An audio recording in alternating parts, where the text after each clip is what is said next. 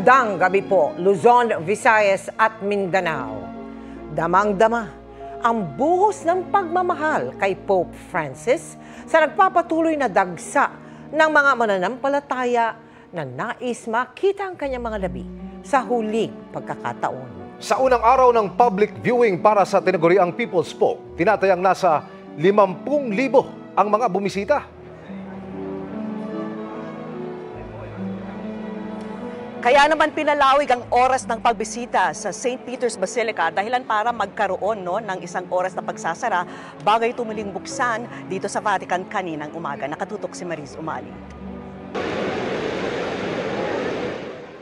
Maaga pa rin binuksan ang St. Peter's Basilica bandang alas 7 ng umaga. Kahit pa mahigit isang oras lang napahinga sa dagsa ng tao dahil sa extended ang unang araw ng public viewing. Kahapon, tinatayang umabot sa 50,000 tao ang dumayo sa Vatican para ipagluksa si Pope Francis. Kaya imbis na isara ang Basilica ng alas 12 ng hating gabi, ay nanatili itong bukas hanggang alas 5:30 ng madaling araw. Lalo namang dagsa ang mga nakikiramay ngayong ikalawang araw ng public viewing para sa tinaguriang People's Pope, bago ang paghimlay sa kanya sa Basilica of Mary Major sa Sabado. Pero ang mismong opisina ng Santo Papa, sarado muna at bakante. Kaya tinawag ang panahong ito na sede vacante o the seat is vacant.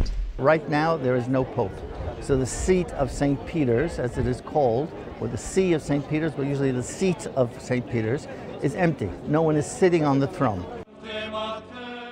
At kahit mailibing na ay palilipasin muna ang Novemdiales o 9 na araw na pagluluksa na ang opisyal na simula ay ang funeral mass para sa Santo Papa sa Sabado.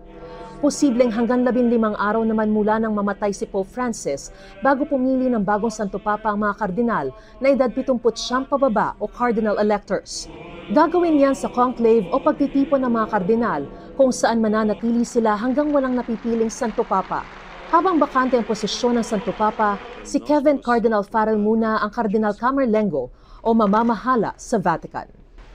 Para sa GMA Integrated News, Mariz Umali, nakatutok, 24 oras.